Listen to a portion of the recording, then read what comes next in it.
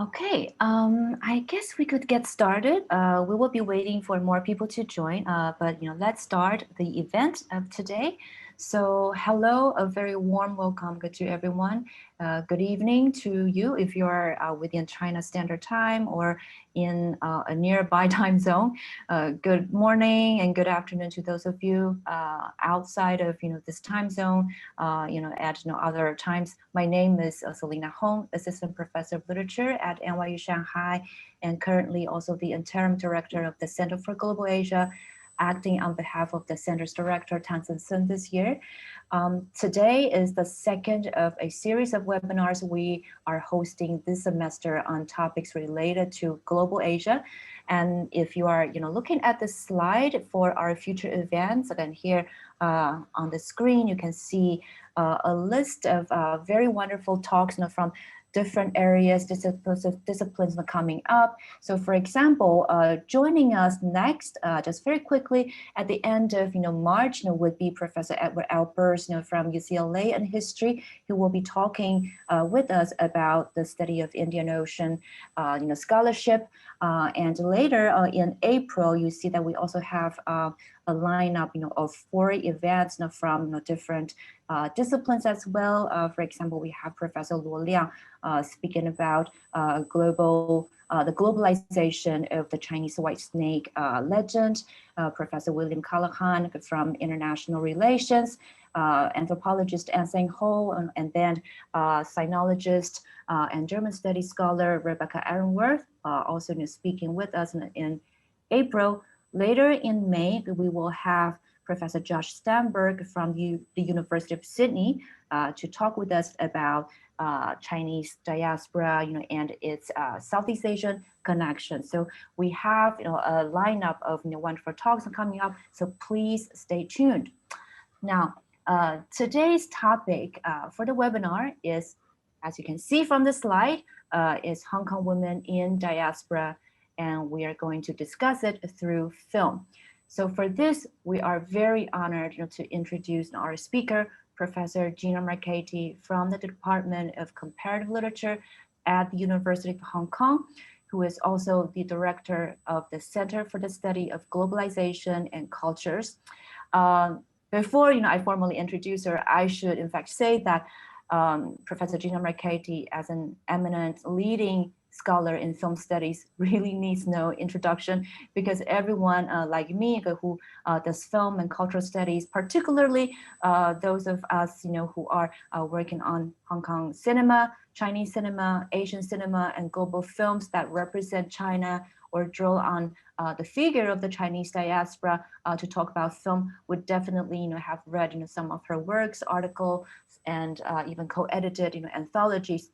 I should say that I myself can still remember being blown away, back in my grad school years by her book, Romance, and the Yellow Peril, which was published in 1993, which I believe, to many people, it was one of the most classic and foundational texts on how Hollywood fantasy dramas, have staged Asian figures in highly racialized and gender ways. So I use this book to begin my introduction to highlight how Gina's scholarship, has really laid the important groundwork that helps subsequent generations of scholars like us who study cross-cultural encounters in thinking about film through the lens of intersectional politics and a very contextualized, multi-directional critique. So for example, how film provides the fertile ground for understanding the entanglements between nation states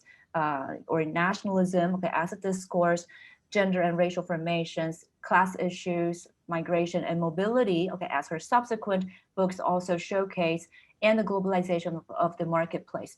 So Gina, of course, has published many other important books, and here I will just give you a couple of examples. From Tiananmen to Times Square, Transnational China and the Chinese Diaspora on Global Screens in 2006. A book devoted specifically to the famous Hong Kong trilogy of crime films by Andrew Lau and Alan Mak that many of us definitely know about, Infernal Affairs, 无间道系列. The Chinese Diaspora on American Screens, published by Temple University Press in 2012, and more recently, Citing China, Politics, Postmodernism, and World Cinema in 2018.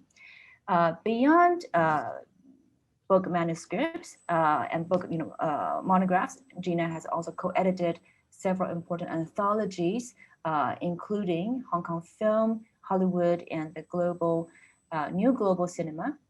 That's one. Chinese Connections, Critical Perspectives on Film, Identity, and Diaspora. Hong Kong Screenscapes, From the New Wave to the Digital Frontier. And more recently, the Palgrave Handbook of Asian Cinema. In our event promotional text, now you also see a couple of suggested texts from Gina Marchetti, and these are mostly taken from chapters in these anthologies. So today, besides introducing Gina, I'd also like to introduce my very dear colleague from the Program of Interactive Media Arts, Professor Pan Weixian, who will be our discussant today.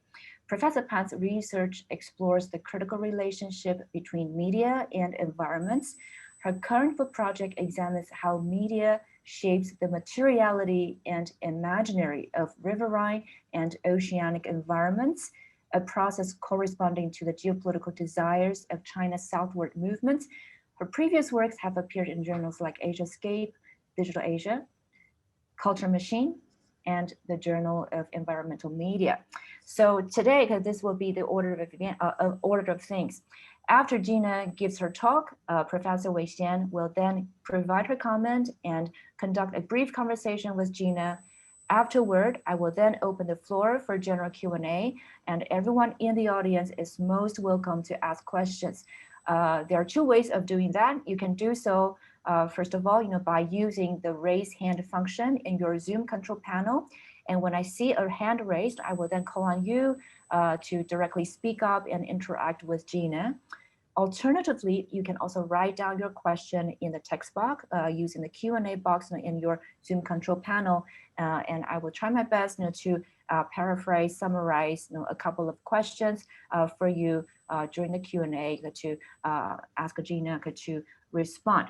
Now, without further delay, I'd very much like to turn the floor to Professor Gina Marchetti. So please join me in welcoming Professor Gina Marchetti.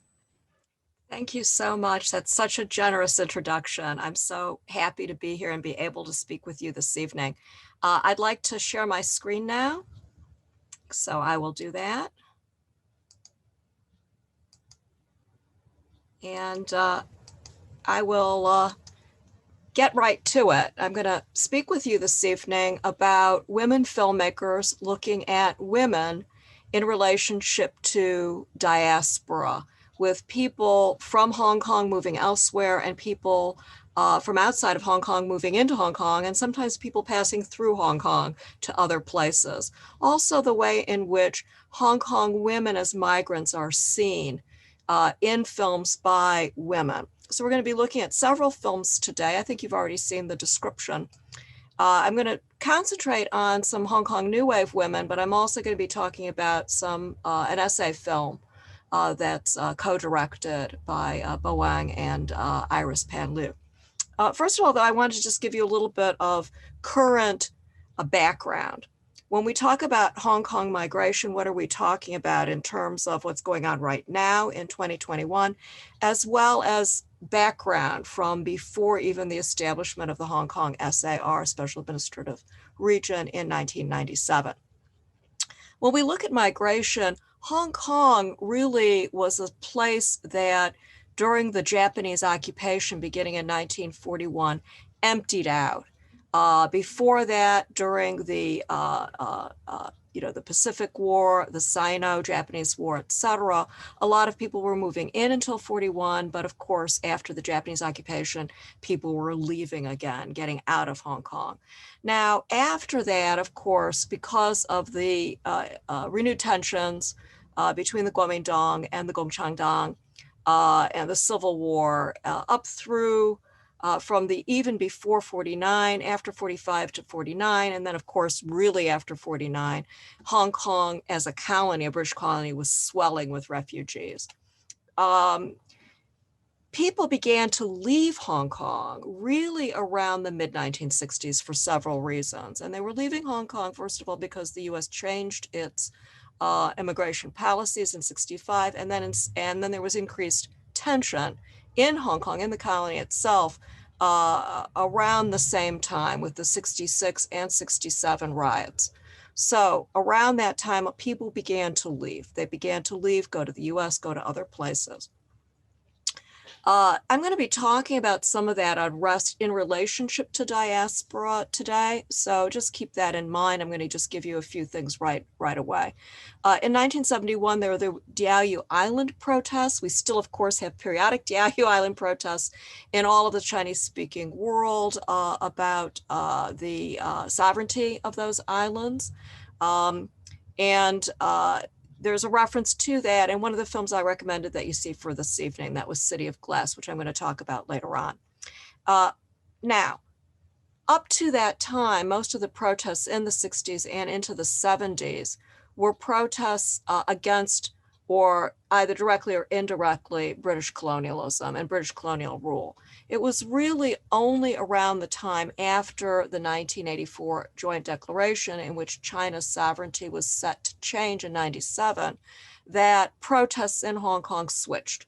And the protests beginning around that time, a little bit earlier for some people, around 78, 79 with the Democracy Wall movement, but really it was in the 80s when the switch happened. And then the protests began to be against developments in mainland China. So particularly in 89, which I'll refer to later, with the Tiananmen protests in Beijing, there was a lot of course, Hong Kong support for the protesters, and then also a lot of discontent when the protests were suppressed on June 4th. Now, with the establishment more recently, of course, there's been a lot of protests since then that I'm not going to get into, including umbrella movement. 2014 is probably the best known, as well as the anti-extradition treaty movements from a couple of years ago now in 2019. But right now, there's also a lot of discussion of outward migration, a new Hong Kong brain drain, because of the establishment of the national security law, the enactment of the national security law on July 1st in 2020. Not everyone who leaves Hong Kong leaves for good. Throughout all those periods, a lot of people return to Hong Kong for various reasons, and I'm going to make those pretty clear this evening as we look at the films I'm going to talk about today. So a lot of people feel this kind of push and pull when we talk about the relationship between people outside of Hong Kong to Hong Kong. There's a push and pull. Leaving Hong Kong and then returning to Hong Kong often happens. Now, what I'm going to talk about today is that push and pull in relationship to women filmmakers who settled here, who were born here and who left, and women filmmakers who live here and continue to make films about women, either resident here or passing through Hong Kong. Now, when we talk about these, I'm going to talk about three women initially associated with the New Wave. Now, I'm going to assume most of you are fairly familiar with Hong Kong New Wave cinema. The early New Wave, of course, was dominated by people like Choi Hark and Anne Hui. And then there's a second wave dominated by people like Stanley Guan or Wong Kar-wai. I'm going to be talking about people both in the first wave and the second wave when we talk about the New Wave. There are also what I call New Wave women on screen. In other words, actresses, particularly like Maggie Cheung, who worked with many of these directors throughout their career. So we're going to be talking about these three filmmakers initially, Anne Hui, Clara Law, and Mabel Cheung. I'm going to concentrate primarily actually on Mabel Cheung and her film City of Glass, but I want to talk about all three together because they have a lot in common. And they all three have a lot to say about women in diaspora in their filmmaking oeuvre. Now, first of all, let's look at the three of them. All three of them, I think, can be pretty confidently called diasporic women themselves. Anne Hui and Mabel Cheung still live here in Hong Kong, but Clara Law lives in Australia. But that's, just the surface of it. An Hui, of course, was born in Manchuria. She moved to Hong Kong in the early 50s. Her mother is Japanese, and her father, the reason why she was born in Manchuria, her mother was Japanese, and her father was a Kuomintang officer. She studied here. In fact, all three of them studied here at Hong Kong U. If you've ever been to Hong Kong U, you know the building behind me in my Zoom background is the main building of Hong Kong U. You're going to see that also in some of the clips that I'm going to show you today. And all three of them have made films related to Hong Kong U in different ways. All three of them also studied in the UK. An Hui at the London Film School, Clara Law at the National Film and Television School, and Mabel Cheung in Bristol. All three of them worked in television at different points in their careers. In the early days of TV here in Hong Kong, all of them had worked for RTHK or other roles. In fact, all three of them had worked for RTHK, and then some of them had also worked in other roles in other television before they became feature filmmakers, and that helped them hone their craft. Now, An Hui, as I said, is part of the first wave. She made her first feature in 1979, which is considered the first year of the new wave. Clara Law and Mabel Cheung made their first features in the 80s, and hence are considered part of the second wave. An Hui works with a lot of different screenwriters and producers, but Clara Law works with her husband and partner, Eddie Fong, and Mabel Cheung works with her husband and partner, Alex Law. So they have this kind of team effort, the two of them.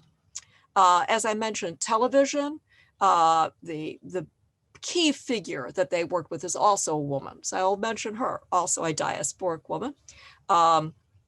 Selena Chow is probably the leading force behind both TVB and CTV, and really started a lot of what was initially the big boom years of television that, as you can see, immediately predate the beginning of the new wave in the cinema. So there's a lot in common. Presently, Selena Chow is probably best known now as the leader of the Liberal Party, the pro-Beijing, one of the pro-Beijing parties here in the territory. Now, let's go back to the filmmakers. What do they all have in common? And in terms of diaspora, because it goes beyond a single film here and there, it goes to really the heart of their identities as filmmakers, as auteurs. All three of them have made migration trilogies. So all three of them have made films specifically, 3 films each, specifically grouped together about migration. An Hui's trilogy deals with Vietnam, because when she was making her films initially, after the fall of Saigon, the establishment of Ho Chi Minh City, and the reunification of Vietnam after the war, there was also an influx of refugees. So her refugee films are about Vietnam, and many people see them as allegories, really, of political divisions between the mainland and Hong Kong as well. So she made 3 films, probably the best known, of course, is Boat People. Clara Law has also made 3 films about migration, Farewell China, that I'm going to be talking about more this evening, as well as Autumn Moon and Floating Life. All 3 of them are about migrants. Farewell China focuses on mainland migrants to New York City. Autumn Moon, about a young woman who's waiting to migrate and join her family in Canada, and Floating Life, about families moving to Germany and to Australia. Mabel Cheung also made 3, Illegal Immigrant and An Arm's Tale, that I'm going to be talking about a bit tonight, on migration to New York City, and 8 Tales of Gold, about an Asian American man who goes to look for a bride in mainland China. All of them, too, have autobiographical connections to these films, particularly, as I'll mention today, Song of the Exile for An Hui. I'll talk a little bit about Floating Life and Letters to Ali with Clara Law, and then the New York films of Mabel Cheung, because she spent time as a student in New York herself. And also, when we look at all 3 films, all of them deal with female characters or couples. So we're going to be looking at them in terms of those romantic relationships, allegorizing the political nature of the migration, inward and outward migrations. And also they deal with generation. So they deal with generation gaps, with older and younger people relating to diaspora in very different ways. Now, all three of them have also made films in mainland China, more or less successfully. And all three of those films have featured, or, they've made more than 3 films, but I'm just going to highlight the 3 films that really feature overseas characters. Now, of course, in addition to The Postmodern Life of My Aunt, Anne Hui also has another film on My American Grandson, which is set in Shanghai. So these are 2 Shanghai films. She's made quite a few films in Shanghai.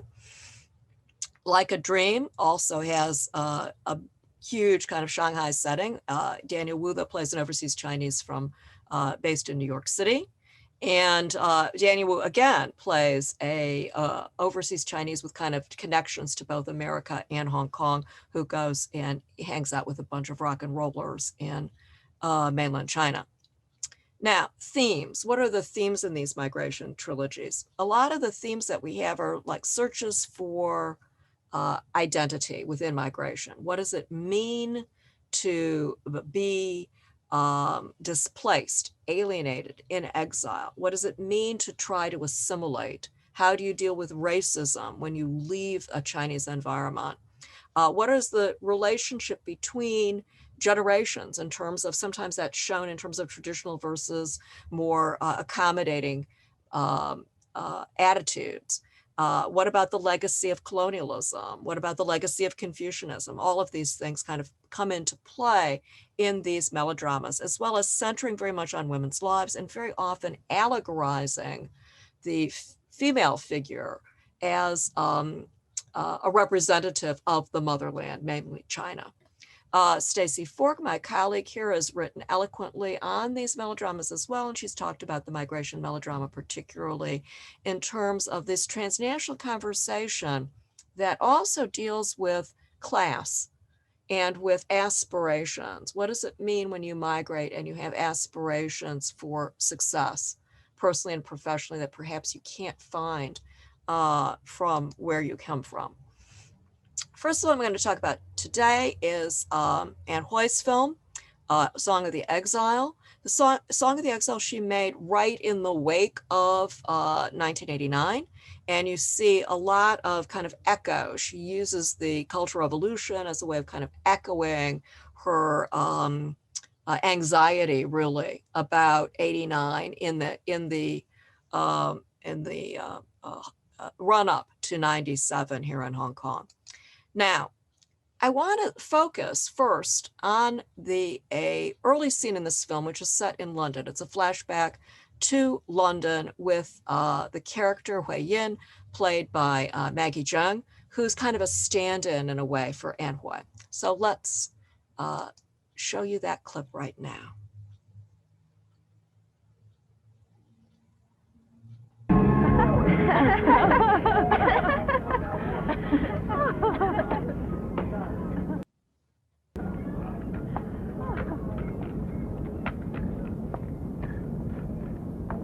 He was horrible. He stunk of Route 33. Well, you didn't have to stand so close to him. You were all over him.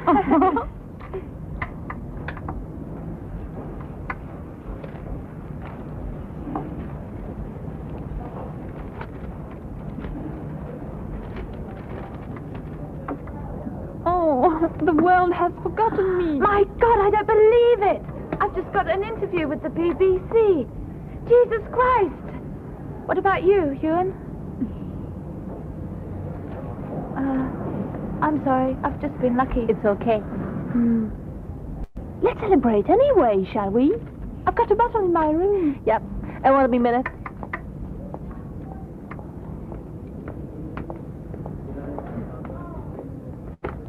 Okay, she's also getting an invitation to her sister's wedding, calling her back to Hong Kong, as she's getting a rejection, of course, from the BBC, implicitly because she's Chinese, and they want a presenter who is Hello, I'm Tracy Cavalier. How do you do? British. How do I look? It would tell us if they didn't choose you. I agree with you. There's something missing here. Do you think I should wear some jewelry? Here, try this. Ah, thank you. Wow. It's perfect. There's something mysterious and oriental about it. Do you think it'll bring me luck? I hope it'll work better for you than for me. Don't be silly. Bye. Bye-bye. Yeah, I think we can stop it there. Okay. I think, you know, if you need a example, I think that it's quite well done. When we look at the way in which Hsiao-Fen is presented and the way in which she's in the environment is clearly structurally racist. And even though she's friendly with her friends, etc., there's a lot of subtle racism with the, you know, mystery of the necklace and all this kind of thing. So you get this sense that she's being pulled back to Hong Kong. But in Hong Kong, things are not, of course, as they seem. Her mother is Japanese, ethnically Japanese, so she herself is also different in Hong Kong, since she is not, only her father is Han Chinese and not her mother. And a lot of the film deals with all of those different aspects of identity in terms of the British education and not fitting in because of structural racism, the Hong Kong, in relationship to both mainland China as well as Japan, where she travels. Her grandfather is very patriotic, but is a victim of the Cultural Revolution in mainland China across the border. And then her mother, who doesn't fit in anymore in Japan. The image of the bridge, which really concludes the film for the most part, gives you a sense of how she sees herself. And I think how Anne Hui also sees herself as a filmmaker. Remember, Hsiao-Fen is also a filmmaker, trained as a filmmaker within the film, within the fiction. So you get this kind of parallel. Where does the woman filmmaker fit in? How does she create a bridge through her work? How does she create a bridge through her characters' lives? And that becomes a part of what's going on in the film. Now, Anne Hui, in fact, all three of the filmmakers we're going to look at right now in this section of my talk are all uncomfortable when they're asked about what does it mean to be a woman in a male-dominated industry. Anne Hui has done very well. She got a Lifetime Achievement Award last September at the Venice Film Festival. She's doing extremely well, and here's a list of her achievements. But she has this sense of, you know, seeing the world as a woman, but not wanting necessarily to see herself politicized as a woman. So they have an uncomfortable relationship to feminism. Clara Law, similar.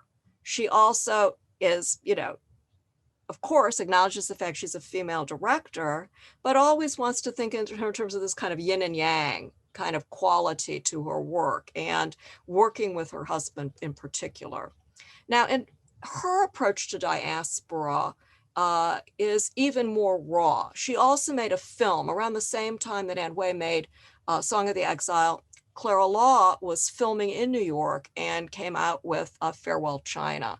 And as I said before, this is about New York versus mainland China. Hong Kong only appears very, very briefly. There's a little bit of a, if you do read my essay on the film, there might be a little bit of an issue with some of the references to the two films, because there are similarities between this film and Floating Life in terms of mental illness. Forgive me for that.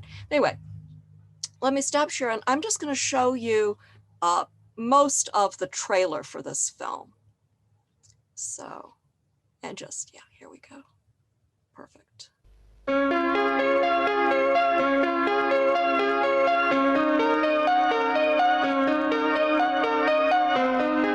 我已經代嘥咗太多時間啦，點解你哋唔肯幫下我哋啊？你唔使驚我唔返嚟，我屋企有錄像機、有彩電、有冰箱、有空調，我乜嘢都有，我仲有個愛人同個仔。我6歲偷咗人翻屋企啦。Basically, but also another actress is an Asian American. Native Chinese. 我以前聽過個古仔，佢話林肯細個嗰陣咧喺花園斬咗棵樹，咁佢爸爸好嬲咁問係咪佢做㗎啦，佢就好坦白咁承認咗。我哋呢一代嘅中國人都唔係好敢面對真理。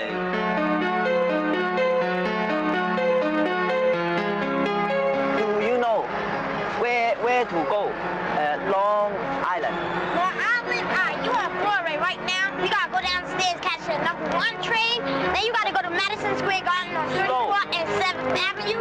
Then after that, you catch the Long Island Railroad train. That's where it is, right? 133rd Street. The only Hong Kong woman you see in the film is that teacher who is from Hong Kong teaching English. And I want water. No this. This is water. Water. Do not give money. Nothing don't give money. You must be communist. Come here. You know, I'm working on this project and it involves $100 million US dollars, and it can be even much more than that, you know? It's a... Hey, what are you doing here? Hi. Talking to you. Jane! Jane. Jane! 你咁細個識揸車嘅？ Inside! I'm 15! 15歲可以揸車咩？ No! 我冇考牌啊！架車抽㗎！ You're not a virgin anymore. And there's hot water.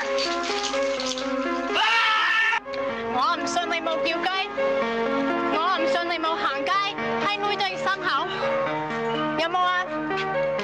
你冇理由冇 masturbate 啊！我 boyfriend 話打飛機，有冇啊？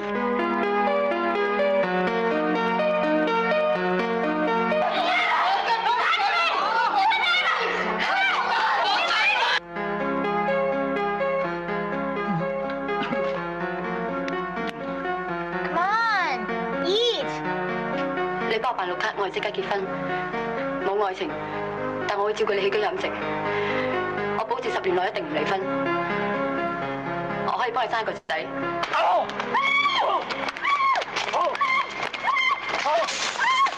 我知你好辛苦，我哋一齊捱啊！我哋仲有個仔要生㗎。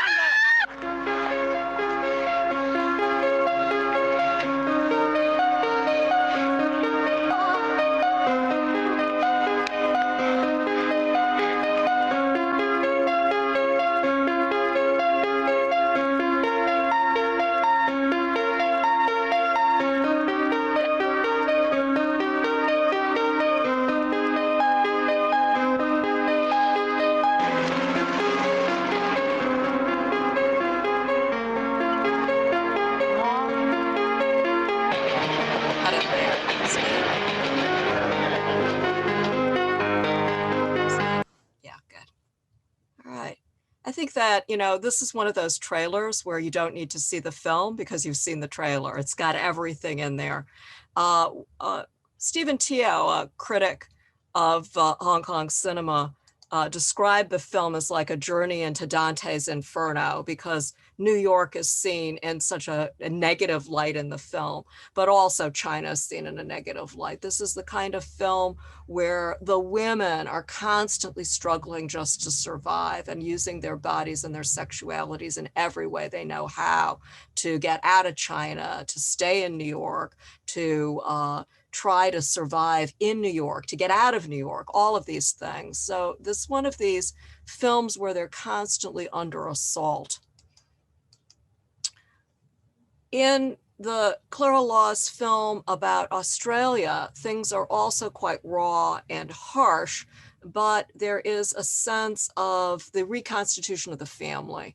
In Farewell China, the family's broken apart in the melodrama and reconstituted within Diaspora in Australia, which is seen as harsh, but not quite as harsh, filled with snakes and sunlight that'll cause cancer and that kind of thing, but not quite as harsh as New York City. And eventually that is where Clara Law has settled. She's settled in Australia and has gone on to make films about Australia, set in Australia, including Letters to Ali, which is semi-autobiographical. She, as you see here, it puts herself in this documentary as the filmmaker. It's a film about human rights abuses in Australia. Now, moving on to Mabel Cheung's films. Autumn's Tale is also set in New York, but it was made a couple of years before Farewell China, and tellingly before, of course, Tiananmen. Farewell China, Clara Law's film, ends with actually one of the images that it ends with, before it goes back to China at the very end. One of the last images you see in New York City is of the goddess of democracy, the image that was built in solidarity with the students in Tiananmen in New York City. And Autumn's Tale was made a couple of years before, and it's a gentler film, both about New York and also about the diasporic experience. It focuses on gender and tellingly on class relationships, in which a young film student ends up having a relationship that may or may not end up being sexual with a taxi driver who has settled in America. And I want to just show you a very brief clip here.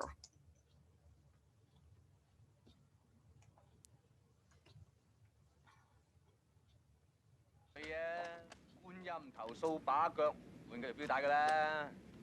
交學費都冇錢啊，仲話換錶帶。輔導處幫我揾一份 part time 工，湊細路嘅。幾錢個月啊？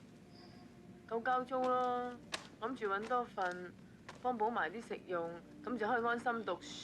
贏，好衰俾人睇。有志氣，叻女啊！有剩錢，仲可以睇歌劇。鬼佬大戲，好悶㗎喎。 Shall we dance? Tum tum tum. Shall we dance? Tum tum tum. Shall we dance? Okay, so even though he's making fun of Broadway because he likes this girl so much, he's of course going to stand in line to get tickets for her to see the show. Or, as you can see, he's not going to stand in line, but jump the queue. Okay, we can stop there. Xiao-Fen jumping the queue. To give you a sense of Mabel Cheung's kind of view of diaspora, is slightly different, in fact, quite different from Clara Law's. Now, later on, of course, Xiao-Fen goes on to actually play the King of Siam in a version of Anna and the King on screen. Now, once again, Mabel Cheung also is someone who is reticent to talk about the difficulties of being a woman in a male-dominated business. So she also talks about the fact that, you know, she has always felt that she could be herself or needed to be herself when she acts as director, and she's a fine director. And as I said, works with her husband, and they switch roles back and forth in terms of cinema. Now, the film I'm going to talk about primarily by Mabel Cheung this evening is City of Glass. And City of Glass was made immediately after the handover, once again, about people trying to decide where they fit in the world. And it's a film about infidelity. Now, Jason McGrath has written a lot about cinema of infidelity in terms of post-socialist cinema.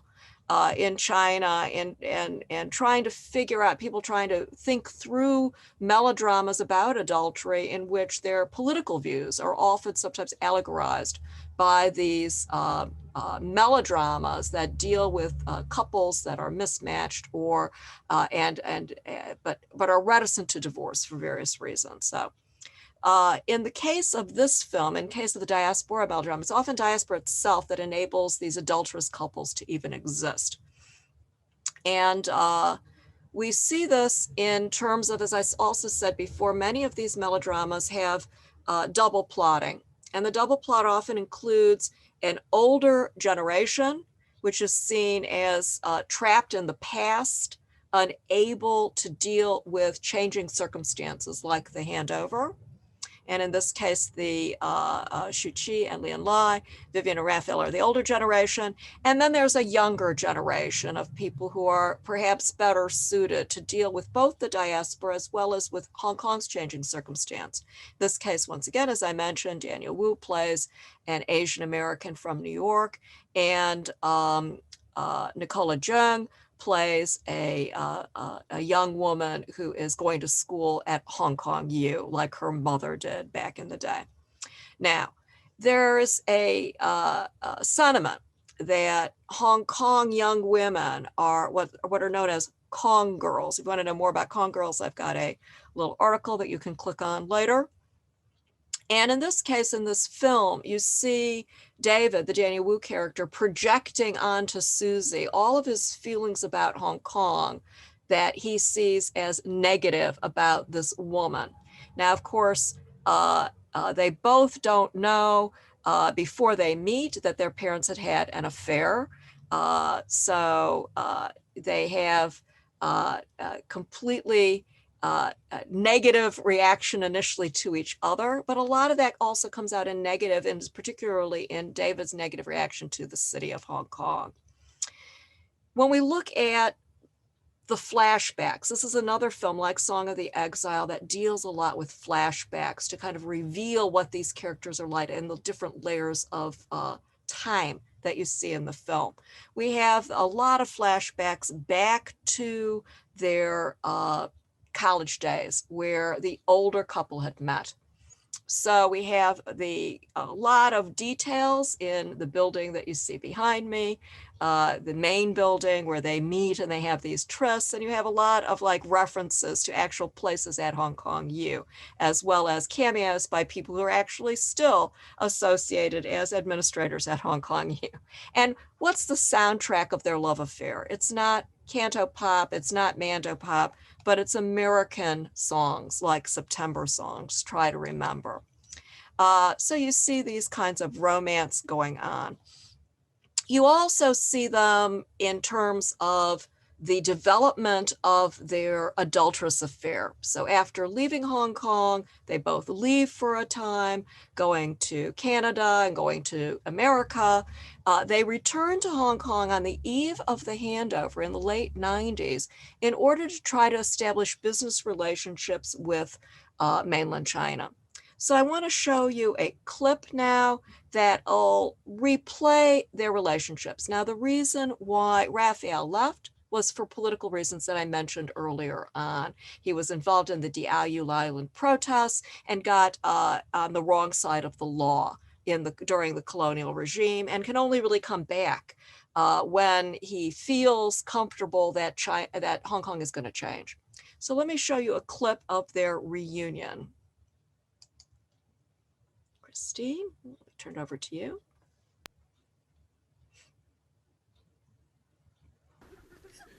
还有5年，香港就要回归祖国了。大家如果不抓紧时间好好的学好普通话，到时候在各方面都要吃亏。在座的都是各大机构的高层要员，相信这方面不用我多说，大家都明白了吧？好，接下来还有哪位同学想试一下？好，就你吧。1997年7月。1997年7月。香港特別行政區。香港特別行政區。 唔係神經區，係行政區、行政區、神經區。再來，西施死時44，44。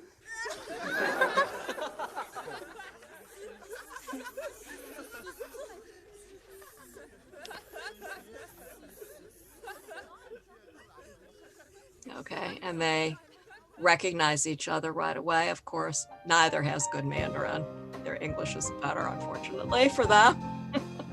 Okay, let's stop that clip here. Okay. And you can see that, you know, that they are, again, fish out of water. If they were fish out of water in colonial times, as Hong Kong, it begins its change of sovereignty, they continue to be fish out of water and have all of these ties around the world that they're trying to reconcile through their relationship. Of course, the relationship ends tragically on January 1st of 1997. They die in a car crash in London, where they've gone for a vacation. And then their ashes are scattered kind of symbolically by their children, by different spouses, of course, on July 1st, 1997, on the handover, to kind of mark a break from the colonial times and then hope in the newer generation. It's a more optimistic film than of course, Farewell China or some of the other ones. Now, do we still have women filmmakers making migration melodramas. Indeed, we do. And I just wanted to introduce you to 3 women filmmakers who are currently making these kinds of migration diaspora stories. All 3 of them have names that do not appear to be women's names, but I assure you, they are all 3 women directors. Okay, Hayward Mack made a film about 3 women who find themselves together after their father dies. Their father has had 3 different families, one in mainland China, one in Taiwan, and one in Hong Kong, and they come together to save his restaurant, which is his legacy. Still Human is not about Han Chinese migration, but by a woman, but about Southeast Asian migration into Hong Kong through domestic labor. So it's about a woman who comes to Hong Kong and as a domestic laborer to help a disabled man. And My Prince Edward, which is about a Hong Kong woman who works in the wedding industry, who has a marriage of convenience to a mainland man across the border for money, and who wants to marry a local Hong Kong person. And Mabel Cheung and Exile will produce Norris Wong's next film. So you see all of these different connections with Anne Hui producing Figara, etc. You see all these different connections through the new wave, actually, even to the younger generation of filmmakers. Now, I want to change gears here through the pandemic and just to wrap up in the next 10 minutes or so. With the pandemic, you feel an intensity of the border because the border has been porous, which with early in the pandemic, with a lot of anxiety about the porous border, particularly with the mainland, particularly when Wuhan was the epicenter of the pandemic. And then you have also a feeling of Hong Kong itself as a source of global anxiety related to pandemics. So you see, I'm sure many of you might be familiar with Contagion, which is set in Macau and Hong Kong partially, where the disease originates, and with also this sense that it's not simply Hong Kong itself, but Hong Kong seen through, or the disease seen through female characters who embody either the problem or its solution in various ways as they pass through Hong Kong, spreading disease or attempting to alleviate the pandemic in various ways. Now, in that film, of course, the pandemic starts with a bat and goes to a pig and is spread through Gwyneth Paltrow, who hugs the chef. So when you think about the markets and all of that, you realize, oh my goodness, it sounds like it was predicting the coronavirus and COVID-19. But in fact, obviously, it was about SARS, and it was about 2003, and Hong Kong as the center of a pandemic then. And then you begin to realize, of course, Hong Kong within the global imagination, since the earliest colonial days, has been associated with disease and waves of pandemics. When you look at, for example, and I'm going to focus on a film, which is Many Undulating Things, and look at one section only of that film. And one section of that film is about pandemics and the relationship between germ theories of disease and miasma theories of disease. So germs obviously pass through human hosts and on surfaces, but miasma is environmental. The bad air of the place is what causes the disease. And many people, even when scientifically disproven, wanted to hang on to that idea that there's something unhealthy about Hong Kong, and the colonial system was spreading this disease, and that only the colonial system could cure this disease back in the day. So this idea was seen in visual culture that's shown in this film, which I highly recommend. Now, the other thing that you see in this film are quotations to Hollywood. And I've talked about in my early book, Romance of the Old Pillar, I talk about a film called Love is a Many Splendored Thing. And this film is also quoted in Many Undulating Things, not just in the title of the film, but also in terms of how the film presents the medical establishment embodied by a woman. Now, the film is interesting because it's based on a semi-autobiographical novel, romance novel, by an actual doctor, Han Soo-yin. And she really is biracial, as the character is in the film, and she really was a medical doctor. So a lot of these things that you see in the film are orientalized versions of this woman's story. So you always have this kind of contradiction there between her story and her point of view, and then the Hollywood version. And I love the way, I'm going to show you just a very brief clip from Love is Many Splendid Things, just to give you a taste of it. So let's see that. And then I'm going to talk only about quotations of that film through Many Undulating Things. We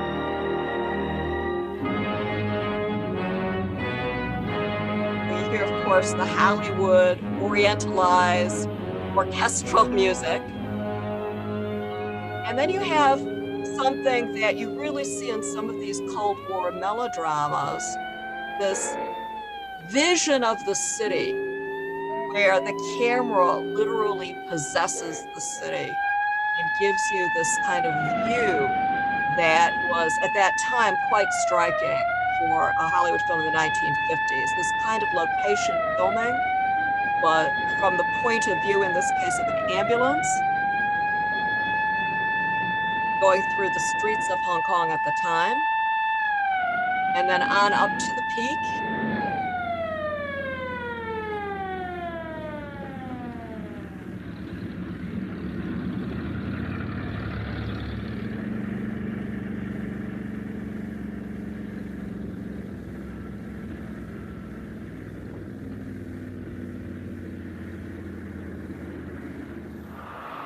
Colonial buildings, of course.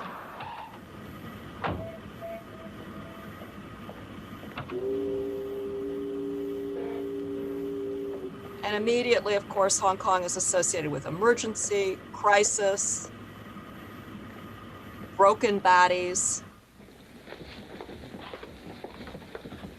And then the cut to, of course, the studio, the Hollywood studio version.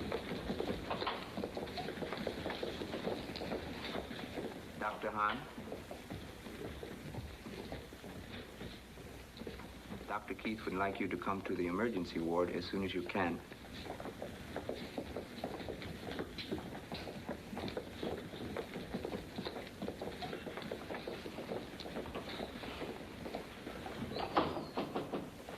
Okay, and we can cut it there.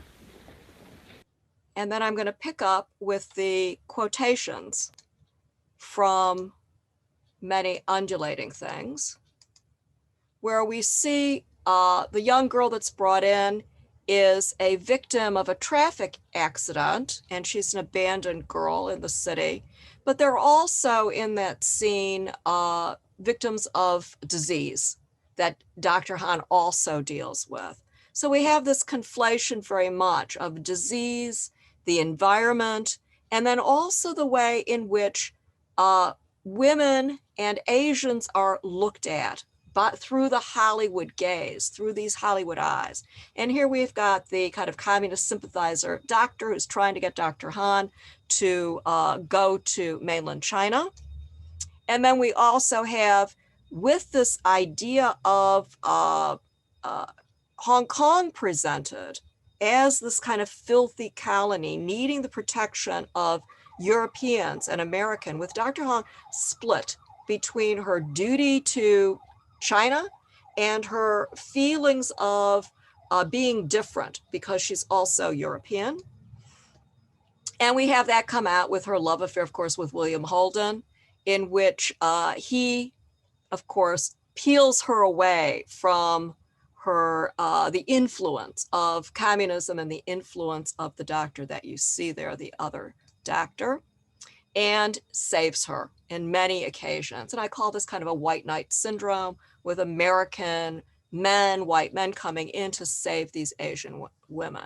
Now, the interesting thing about Many Undulating Things is that it talks a lot about the way in which Hollywood went to an extreme to create this impression of unhealthy environmental conditions associated with Hong Kong. So you see a lot of this kind of, even though there's dry heat in Hollywood, that you have to give this impression of wet heat and humidity. And then you also have literally death constantly within the consciousness of the viewers. So we have the lovers trysting, but they look down and see a funeral from the balcony. So literally she's part of this Hollywood identification with a male white gaze looking down on the culture of Hong Kong and Macau. And you see this kind of sense of her separation from what is considered disease-ridden and below her, beneath her.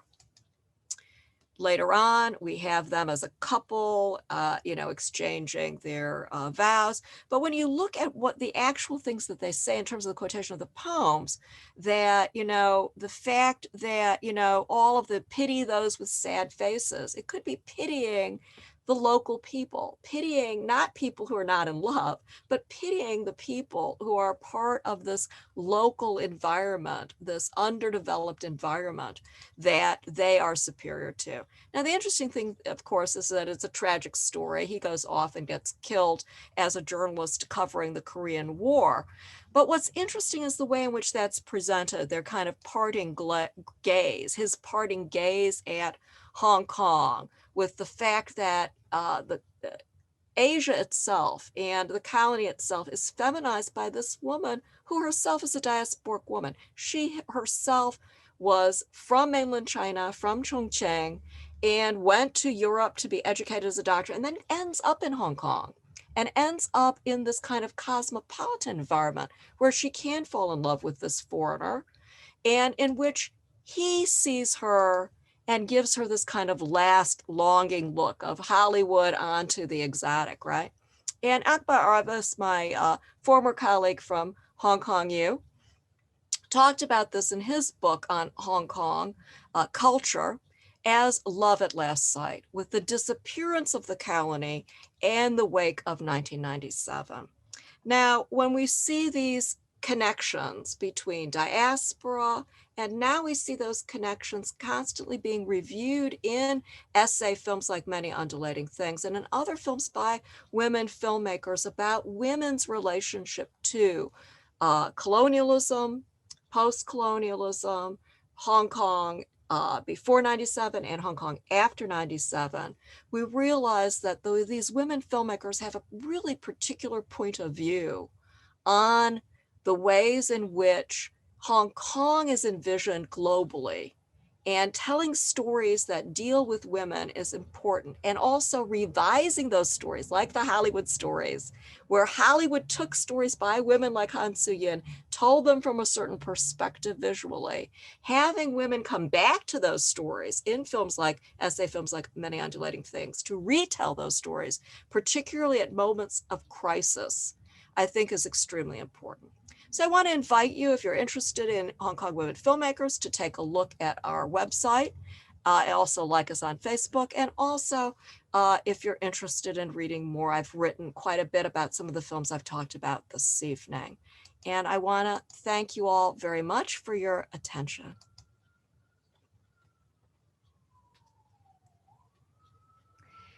Thank you so much, Gina. What a luxury to be able to listen to you about this wonderful topic and very, very complicated issues that have been opened up by this melodramatic form. I myself already have a lot of questions specifically around melodrama and it's perhaps current or future trends or developments, as we are now, dealing with this moment of crisis, the pandemic, and perhaps how the discourse of disease might help us further open up, the cinematic form in addressing, all of these, highly contextualized issues that you have laid out here with regard to the history of, Hong Kong and perhaps its place within the global sphere, as a very important port city with people coming and going and staying, of course. So But before I get too carried away myself, let me now invite my colleague Wei Xian to provide her feedback and perhaps conduct a brief conversation with Gina first, and then I will open up the floor to everyone to ask questions. In the meantime, everyone, please feel free to perhaps start writing your questions or thinking about your questions, or you could start using the raise hand function if you already have a question to ask directly. So once we open up the Q&A, I can then call on you to speak up. Yeah, thank you so much, Gina. Let me first just echo Selena's opening and her brief comments that it was such a wonderful opportunity to hear you talked about a lot of the work you've done in the past decade and a couple of decades, right? To think through these really important chapters of Hong Kong cinema that many of us might not be quite familiar with in first. For me personally, because I grew up in Guangdong province, grew up watching all of these Hong Kong films, right? The first thing from the beginning to the end of your talk, it almost feels like my journey of first using Hong Kong cinema as a way to imagine what global cinema actually means, right? And towards the end, you end with this really nice and timely reflection of perhaps this is the moment that this new anxiety of reimagining the global positions and imaginary of Hong Kong as a city, as a transit hub, and all of these identity issues attached to it. I don't want to occupy a lot of the Q&A time, but I have a couple points that I think maybe I want to point out so that the audience can pick up to it.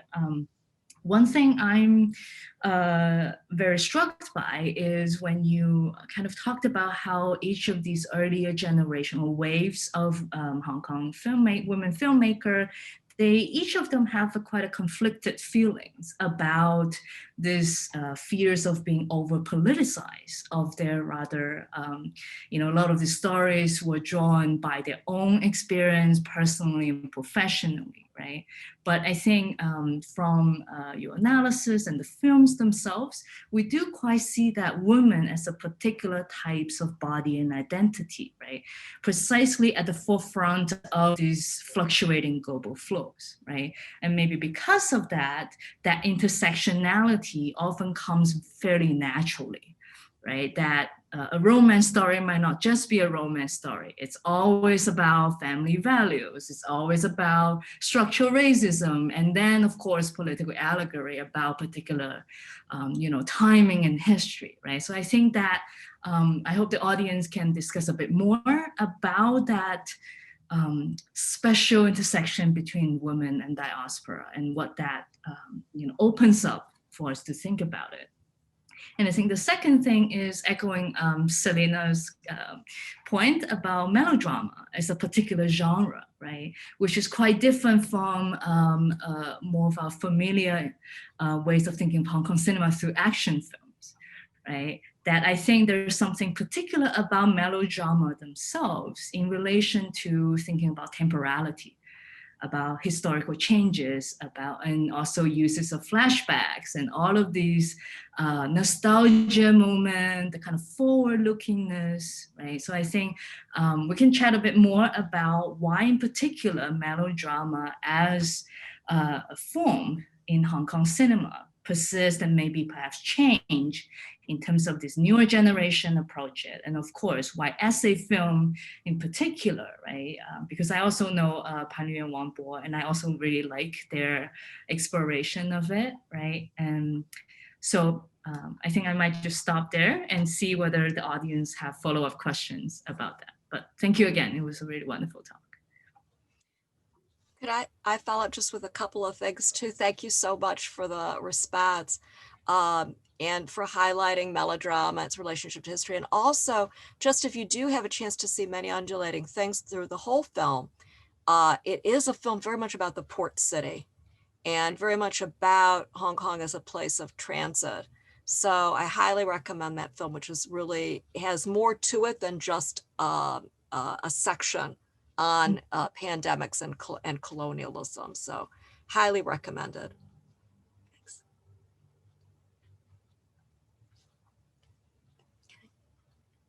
And Selena, too, thanks for pointing out melodrama as being so important for understanding diaspora and et cetera as a form. Yeah. Mm-hmm.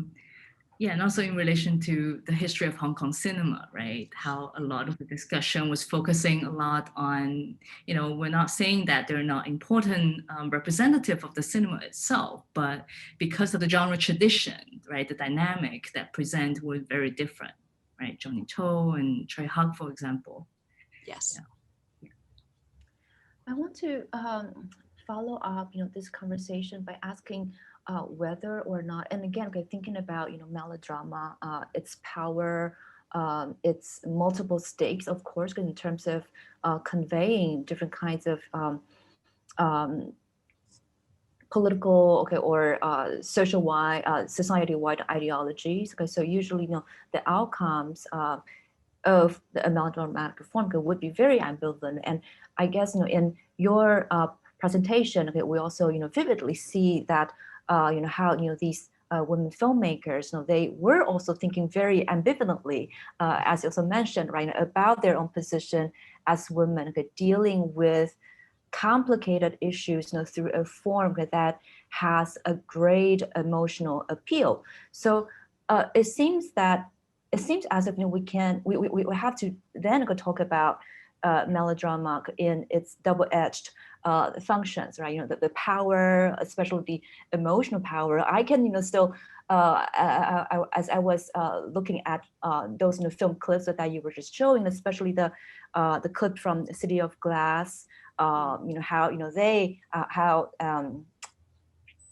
Leon Lai turned around and then look at Shu Qi. That moment really crystallizes the power of romantic melodrama. But at the same time, because that feeling of nostalgia is sort of I'm not sure whether packaging is the right word, but it's a layer with multiple complicated issues that are highly historical, and highly politicized, and that is also very much part of what that kind of intergenerational melodrama of infidelity is about, right?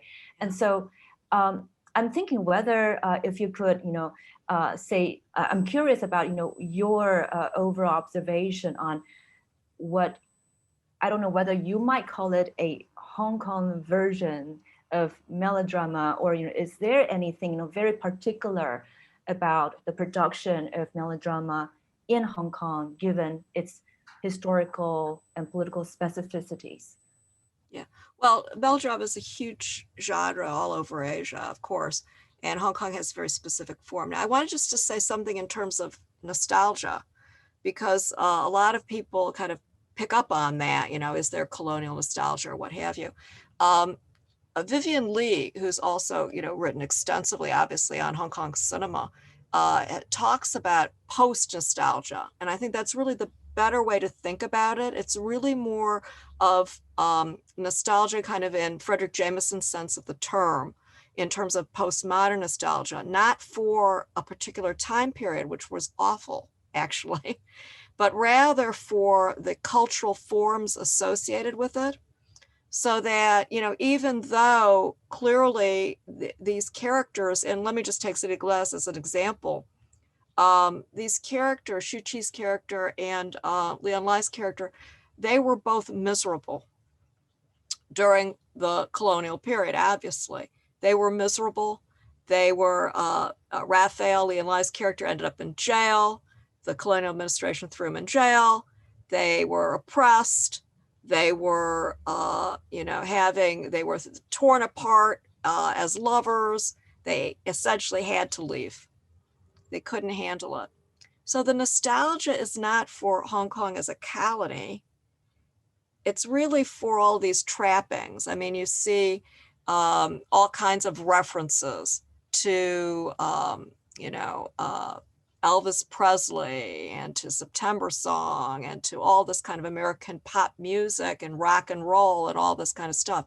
It's all of this nostalgia, not for, their youth so much as for the culture surrounding it, the culture of rebellion, the excitement, etc. And they try to recapture that when they come together.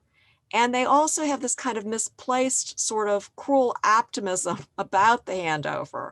They are looking forward to it in order to further their careers, trying to learn Mandarin, which they have difficulty doing. Everything ends up sounding like Shen Jingbing to me, like they're crazy, talking about crazy things, you know, Qi Xin in Cantonese, right? They're completely crazy in terms of they don't know what they're doing. And then they end up leaving the UK, but still loving it. There are images of, you know, colonial post boxes in their apartment. They spend, you know, when they want to go away for a holiday, where do they go? London. They end up calling their kids, both kids, the male and female, both of the kids with other people have the same Chinese name, Cambo. Why? Because they loved Cambridge and Oxford, because it reminded them of Hong Kong U as aspiring to be the Cambridge and Oxford of Asia, right?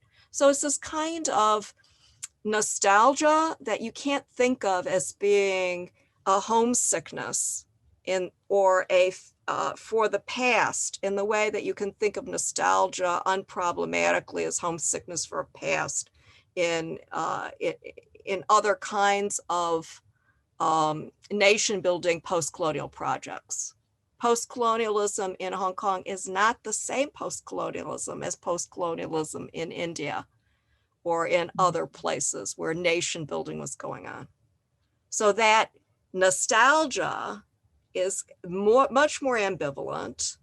That love-hate for the colonizer is more ambivalent. And then the anxieties of liberation, potential liberation, are much more ambivalent. So Hong Kong has a very peculiar relationship to nostalgia that you see, I think, very strongly in both City of Glass as well as in Many Undulating Things citation of Love is a Many Splendored Thing. Yeah. Thank you so much for the response. So I've already, noted, quite a few questions that would like to hear you say a little bit more about perhaps the overall trajectory, developments, trends or similarities or differences between past and present Hong Kong films. So let me just briefly summarize a few of those similar questions for you. So perhaps you could address them in a batch because okay. They all seem to I was just really quickly looking through. A lot of them are kind of long. So. Yes, so let me do that, work, for you so that you don't have to go through all of the questions. Okay. So, from Mu Chen, okay, I see that he's interested in hearing more about, comparing older and contemporary, films about migration, that migrational narratives. Is there, a certain pattern or differences, similarities between past and present films? Another question also, has to do with the development of Hong Kong films, and this question comes from Zoe, okay, who noted some tension between the West and the East of the very character that Han Hsiao-Fen is very much entangled with the political agenda. Okay, so she was referring to Love is a Many Splendored Thing, right? But here, okay, she mentions that Hong Kong films are endowed with more layers of political and ideological ideas, especially from that film that she just mentioned. So she's interested in learning more about the process of the transition from what she thinks as the early and more heavy duty kind of ideological intervention, okay, to the developments in the later period.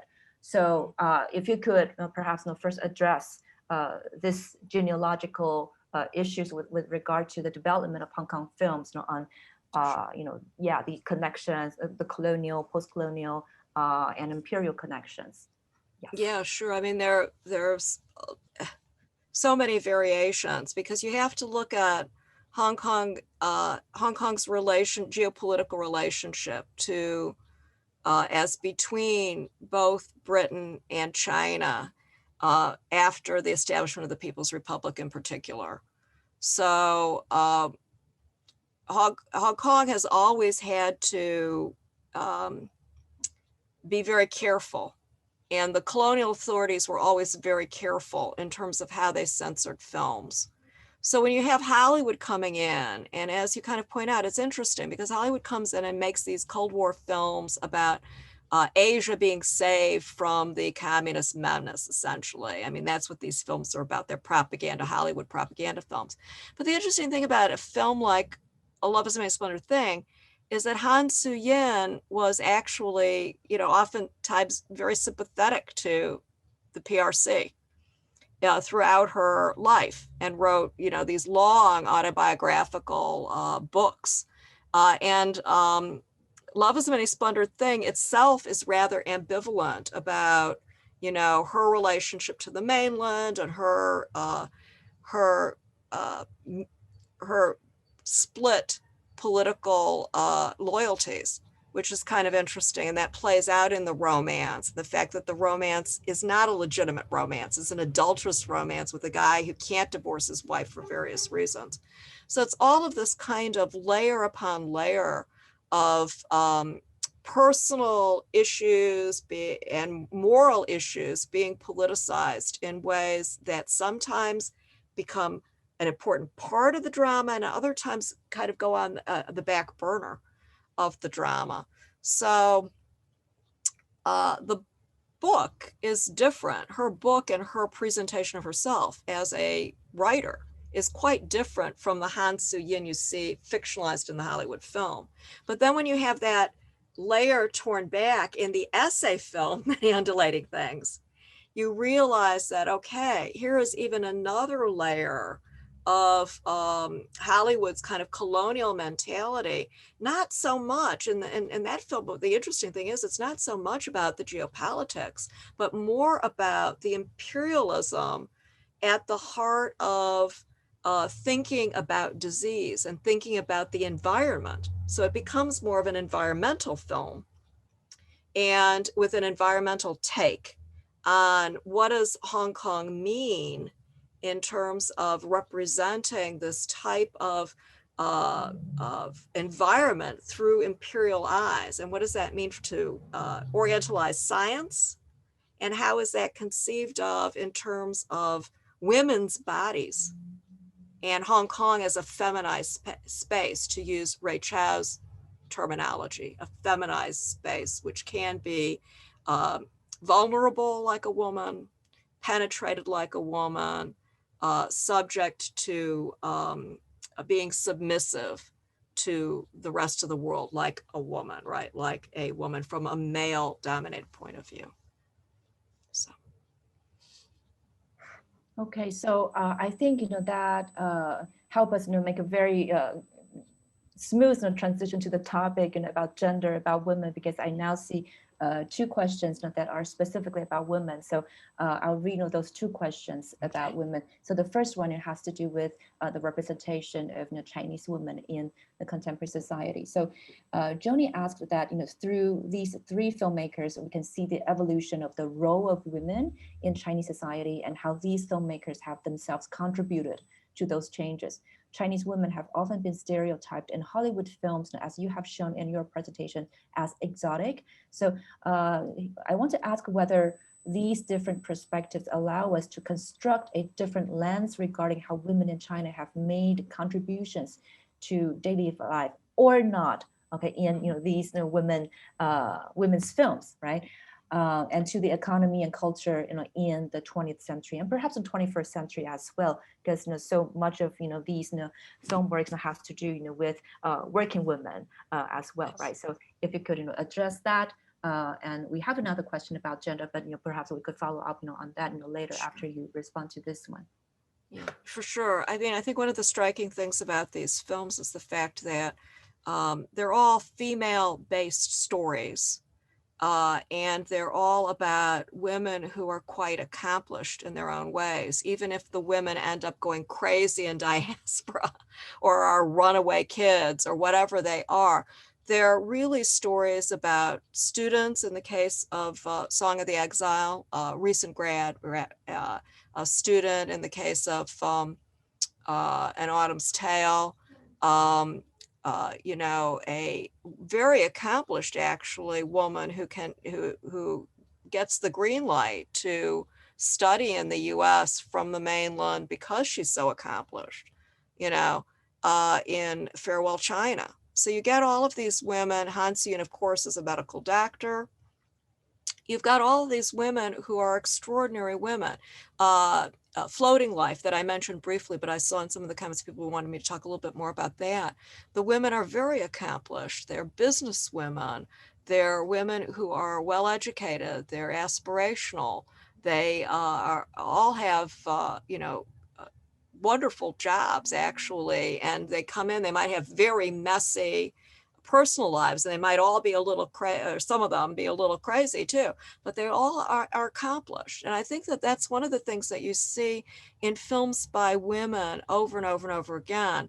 When women filmmakers put themselves into these films imaginatively, they see characters who are aspirational, accomplished, educated, thinking women, right?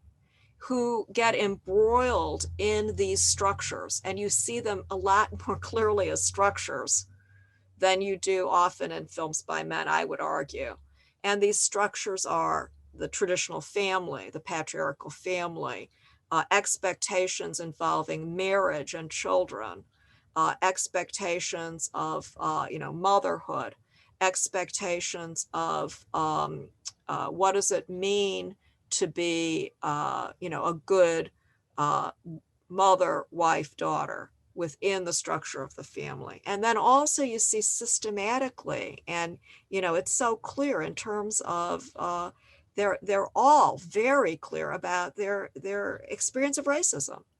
Even when you see it reflected through a Hollywood film, like Love is a Many Splendored Thing cited, when you see Boang and Iris's citations of that film, you see, oh my goodness, they're seeing structural racism on the screen, as well as of course, patriarchal visions, the way in which sexism is structured into those environments, the colonial hospital, the small expat group of people, the medical profession, all of these things are seen through these lenses that really highlight what you often don't see in films by men, and for sure, seldom see in films by men made in Hollywood or what have you.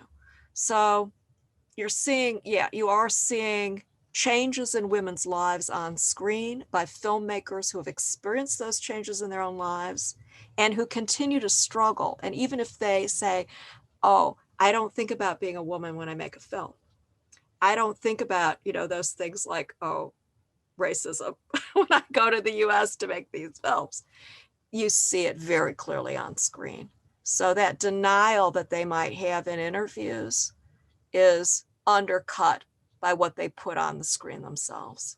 Yes, I would agree so. And that, I think, it further shows, the complexity of how women see themselves, right? And perhaps see themselves personally and publicly, and address themselves or address their audience or present themselves, right, to the public audience, right? Women filmmakers seem to be much more self-conscious, right, in terms of presenting themselves and representing communities of their own gender, right? So I wonder if I could follow up on this conversation, and perhaps ask you to say a little bit more about your observation of whether it's possible then to compare women filmmakers with men filmmakers who also work on migrational melodrama or family melodrama, perhaps more or less of the same or different periods. Can we name some male filmmakers who developed a comparable degree of sensitivity toward those issues that you have just laid out? Oh yeah, I mean Eddie Fogg and Alex Lau, the spouses of two of the filmmakers I talked about tonight, and clearly Boang too is doing pretty well. All of these men that are working with these women are doing pretty well. I want to just mention one film which I really like, which is called Echoes of the Rainbow, which is produced by Mabel Cheung and then directed by her husband, Alex Lau. And it's based on, once again, it's autobiographical. It's based on Alex Lau's life in very specific year, 1969. And it's one of these films that people, it's set in kind of the squatter village, of the family, the kind of the struggling family, and it's about class and colonialism and what have you in Hong Kong. And a lot of people call it nostalgic because it has, the old-fashioned cinema, and it's got the old-fashioned, people from Shanghai as the tailors, and the people from Guangdong coming in who are, doing the shoe repair and all this kind of stuff. All of these people from all over China end up in the squatter house. It's kind of like, House of 72 Tenants, that film or something like that. And they say, oh, it's so nostalgic, but it's not, obviously. Alex Lau is not a nostalgic guy. It's about the impact of colonialism. And it's a film where you see at every level these people being pushed by the British government against the wall. The police demand bribes. The people in the hospital, his brother died of leukemia, and the people in the hospital demand money under the table to give him a blood transfusion. And then you see how they're also trapped because they can't go across the border. They end up going across the border to Beijing in the middle of the Cultural Revolution to try to see if they can get better medical care. And they end up, of course, having, all the doctors in, being in political struggle meetings, and all the only people who can look at the patients are these young Red Guards. And so it's another thing. It's an exaggeration, but it's obviously also that feeling that people say, oh, nostalgia for the 60s. No, it's not nostalgia for the 60s. It might be post-nostalgia, where they enjoy, the toys and the food and the camaraderie of the community, and going to see the Hollywood movies, from the 60s, and seeing, the old martial arts films from the era of the Shaw Brothers and what have you. But that nostalgia is like Jameson's nostalgia. It's only a cultural veneer. But at its heart, at its beating heart, is the fact these people are trapped by a system that's oppressing them. And it's very clear in this film. Now, the film is interesting too, because it parallels the present. It's also a film that was made to push back against the Hong Kong government at the time, post-colonial government, the SAR government, that was tearing down all of these old villages in order to gentrify and to make money in real estate. So it's also a film that had its own kind of political statement to make. And I think that's what you see in all of these films that are about flashbacks to the past, that they oftentimes look at the past, people dismiss it as, oh, isn't that nice nostalgia? Isn't that a, teary, two-handkerchief melodrama? But actually they're making an intervention into the present as well. Like, okay, it was, the old days, you might, have fond memories of the music you listened to, but boy, they were bad. And then the present, well, you might think things are getting better, but not quite. And imaginatively, how do you get out of that? And a lot of the catharsis is you don't. The contradictions remain.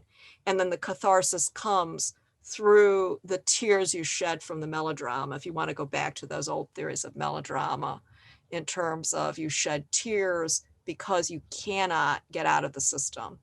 If you're a woman, you cannot get out of the patriarchal system. If you're a colonial subject, you have difficulty getting out of the colonial system. And you shed these tears because these injustices are difficult or nigh on impossible for any individual character or individual person to handle. So you don't see in the melodrama, and what you see in all of these films are highly isolated characters, characters who are isolated from various communities. And it's that isolation that makes life difficult for them. The one film where there's a reconstitution in Diaspora, really of a sense of community through family, less so than community, is really Floating Life. It's really the Australian film by Clara Law, which is seen as crazy as all these people are, there's kind of optimism for a new generation who are going to assimilate into Australia. But then she goes and makes, Letters from Ali, where she is hammering away at how evil the Australian government is. Now she's happy because she can say it. And she says at one point in the film, I'm so glad I'm not in Hong Kong, because if I said this in Hong Kong, I'd be in trouble. I couldn't do it. But here in Australia, at least I can speak my mind.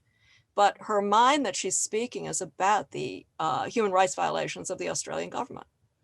So there's all of these senses. I don't mean to be kind of overly pessimistic, but all of these films play with that sense of bad old days, not such great present, and we're not quite sure the future is going to be any better.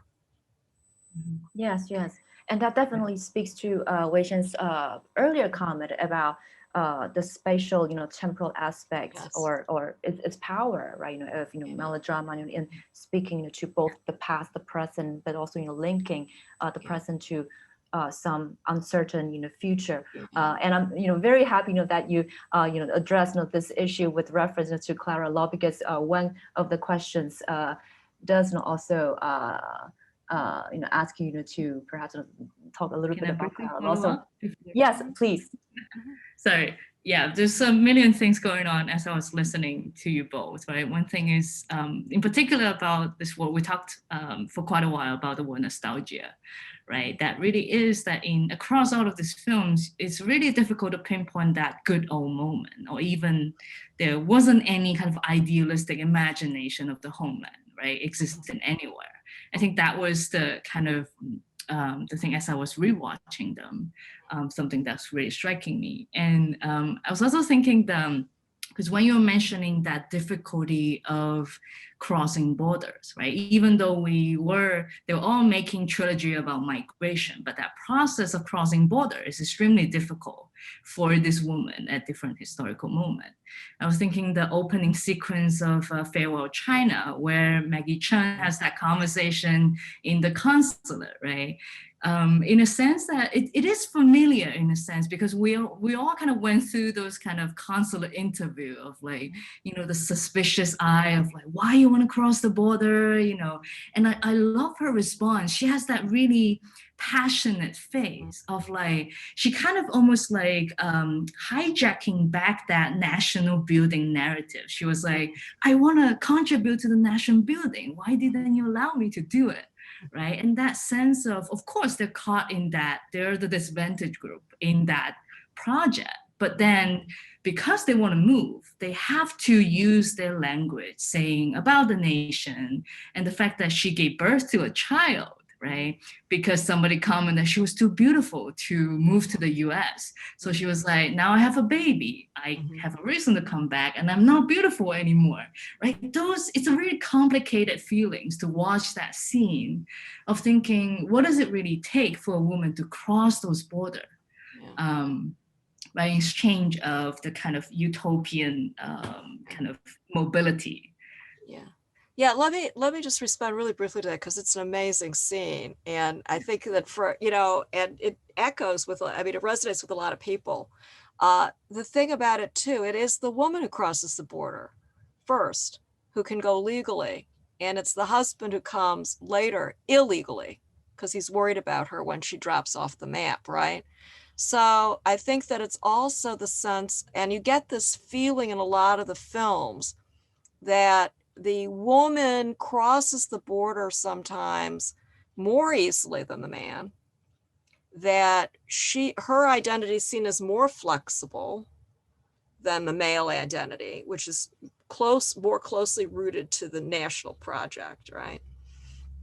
And that she is suspect because of that her native family sees her as a potential source of both connections that can be very lucrative, but also of a threat to the integrity of that family.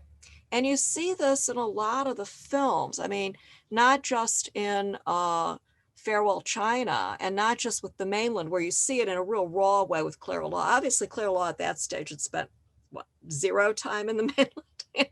I mean, I don't know, I shouldn't say zero time, but clearly she's spent a little bit of time in the mainland, but she's not from the mainland, and she doesn't understand it in the same way, for example, as An Hui does. An Hui, was born in Manchuria, and her had closer connections, I think, throughout her career, obviously making films like Boat People and all that. One of the first films made after the Cultural Revolution in the mainland by someone who was not a mainland Chinese filmmaker. I mean, it was an amazing feat to be able to get Boat People made on Hainan Island. So Clara Law is not like that. So these characters are really exaggerated, and part of her understanding through kind of newspaper reports and people's memoirs and that sort of things about what it was like. But the interesting thing is that it's the woman who is the challenge within Diaspora. She's needed to maintain a sense of cultural continuity, but she's also needed to be the translator, the cultural intermediary, the person who's able to more flexibly blend in. And you see that over and over and over again, particularly in Clara Law's, the other film that I mentioned, a couple of films after Farewell China, Floating Life, where you have all of these characters going to Australia, Germany, staying in Hong Kong, what have you, trying to figure out ways of rooting themselves in a new environment. And it's always the women who end up doing that, who anchor anything, So, and then of course in Song of the Exile, where it's the women going between mainland, Japan, London, and finally figuring out, okay, Hong Kong, good enough. That's where we really belong, right? So yeah. Very different from the films with men, very different. So I noticed that we've gone a little bit over time, but if you are willing to speak with us for a few more minutes, I think there are two types of questions that are worth addressing, if we could and further enlighten us. One. And of course, there are many more questions that are very, very specific that has to do with each one of those films that you listed. So we probably won't be able to get into those. But there are two types of questions that I think are worth noting. And one, ask you whether you have observed any, say, local or even global backlash, to some of the contents mentioned in dealt with in Hui's films, Law's films, and Mabel Cheung's films. Are there any? What are the local responses like? When their films were screened? So that's the first one. Okay, they've had varying degrees of success, all three of them. And I think that they really have had a lot of ups and downs in their careers. Early on, Clara Law was associated primarily with films like Reincarnation of the Golden Lotus and some of these more kind of films about sexuality, Temptations of a Monk, what have you. And those films got a lot of attention. And then when she made Autumn Moon, which is the middle film in the trilogy, it got a lot of really great critical response. It was a film that was a co-production with Japan and has a Japanese character and what have you. So she's had that, and then some success, more or less, with some of the other films that she's made. But she's made fewer films than perhaps she could have if she had a different kind of career trajectory. I think it was difficult for her to make the transition to Australia.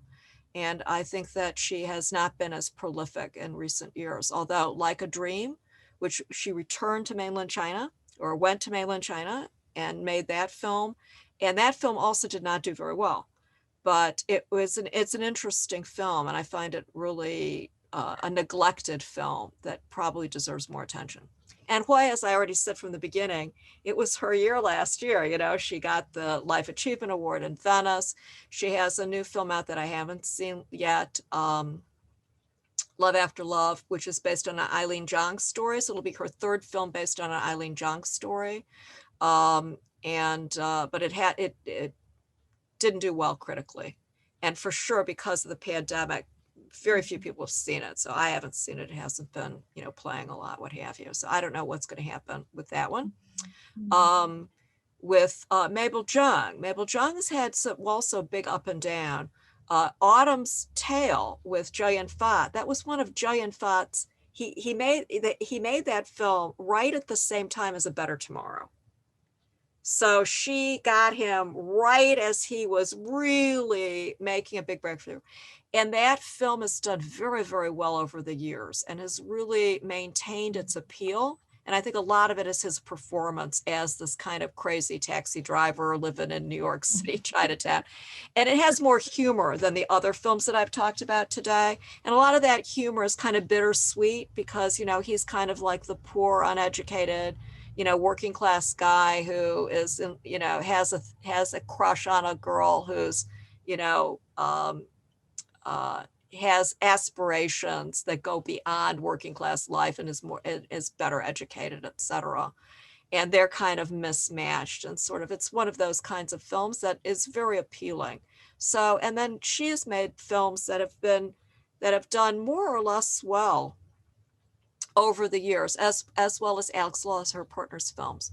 Now, when we look at all three of them, we see that Anne Hui and Mabel Cheung have done better recently because they have been able to tap into the mainland audience more effectively than Clara Law has. So Like a Dream didn't do well, but Mabel Cheung's films in the mainland have done reasonably well, particularly Tale of Three Cities, these films that she's made based kind of on Jackie Chan's life. That one's based on Jackie Chan's parents' life, you know, and did pretty well in the mainland, not so well here. And then Anne Hui's film, her biggest kind of crossover film that did well on both sides of the border was Postmodern Life of My Aunt a few years ago now, where people really, it spoke to people both in mainland China. It's based on a mainland Chinese story and was the script is by a mainland Chinese writer. But it's one of those films because it has these diasporic elements, and it also has Zhou Yunfa as another, you know, kind of another as a bad guy kind of charmer, older kind of bad guy charmer, really did well. It had Cixin Gawa too, and she's a very, very good actress and well known in the mainland. So that one did well. So I think that the women whose careers were able to go, you know, cross the borders have done better. The other thing that I have to say too is that something people might not realize, I guess, you know, because I'm talking to people in Shanghai, you guys realize it, but so many of the big films, the Dapian, that are made by Hong Kong directors. So if you look at films like, you know, The Captain, or you look at films like, you know, Founding of the PLA, you know, these are made by people like Andrew Lau, or you look at Peter Chan's, you know, American Dreams in China and all that kind of stuff. You know, you look at, or Choi Hark's Taking Tiger Mountain by Strategy. All right. You're looking at films made by these Hong Kong guys. These are men, Hong Kong guys that are, you know, teaching the mainland filmmakers how to make propaganda films for the Chinese audiences with a Hong Kong point of view.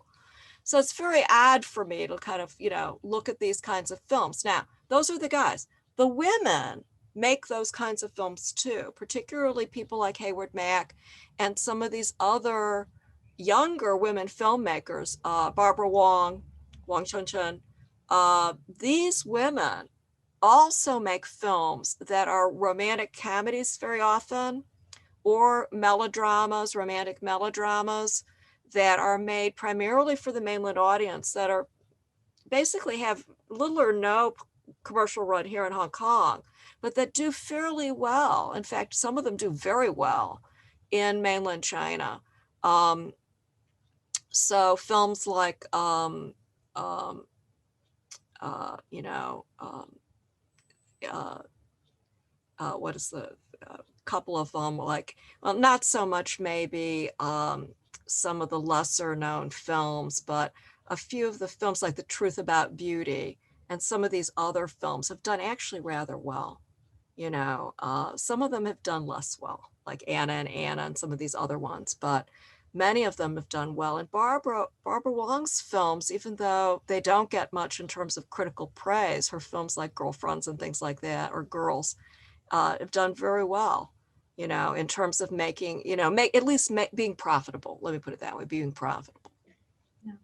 Okay, so I noticed two questions that ask for further film recommendations. One is asking about maybe examples of any queer or LGBTQ identified Hong Kong women filmmakers in the diaspora, and the other, you know, is asking about recommendations of films describing the migrational path from mainland China to Europe, you know, or America.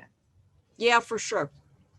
For sure, there was a lot of really wonderful, you know, lesbian and you know, queer women filmmakers here, and you know, I highly recommend Yao Cheng's Hoyak, which does deal with diasporic women. It includes, I mean, it's very local in a certain way, but it includes one of the lesbians in the film is someone who's quite cosmopolitan, who has these ties to Taiwan and to other places in the world, and also deals with a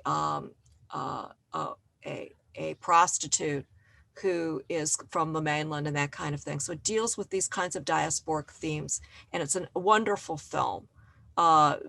More experimental in nature. It's a wonderful film that deals with lesbian desire in Hong Kong. Another film is Butterfly, which is Maggie, she uses sometimes kind of a Western name, Goretti.